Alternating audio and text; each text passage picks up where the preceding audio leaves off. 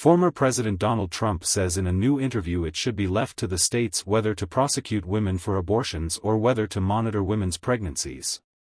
He declined to comment on access to the abortion pill mifepristone, which has been embroiled in an intense legal battle. In an interview published Tuesday by Time magazine, Trump responded to questions about how he would handle various abortion questions if elected by repeatedly saying it should be left up to the states. "You don't need a federal ban," the presumptive Republican presidential nominee said. Roe v. Wade wasn't about abortion so much as bringing it back to the states. So the states would negotiate deals. Florida is going to be different from Georgia and Georgia is going to be different from other places. When asked if he would veto a bill that would impose a federal ban, he reiterated, "It's about states' rights," and said, "There will never be that chance, because Republicans, even if they take back the Senate in November, would not have the 60 votes needed to overcome a filibuster and bring the bill to a vote."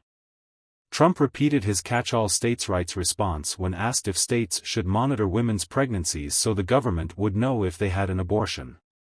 Amid debates about criminalizing women for getting abortions, including those who self-manage with medication, experts have raised alarm over how modern surveillance technologies could help law enforcement agencies track and investigate abortions. Trump also deferred to the states when asked if a woman should be punished for getting an abortion after a state has banned or restricted the procedure. "The states are going to make that decision," Trump said. "The states are going to have to be comfortable or uncomfortable, not me." Democrats have recently seized on comments Trump made in 2016, saying, "There has to be some form of punishment for women who have abortions." Abortion is a central campaign issue in the 2024 presidential election as Trump seeks a more cautious stance on the issue, which has become a vulnerability for Republicans and has driven turnout for Democrats.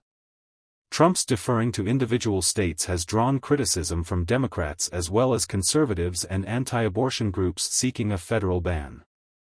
The national anti-abortion group SBA Pro-Life America, which supports a national abortion ban, said in a statement that it was disappointed in President Trump's position of relegating a human rights issue to the states. The organization also claimed Democrats would scrap the filibuster in order to impose their agenda of abortion without limit on the entire country. As president, Trump appointed 3 justices to the U.S. Supreme Court who helped form the majority that overturned the constitutional right to abortion, and he has taken credit for that during his campaign.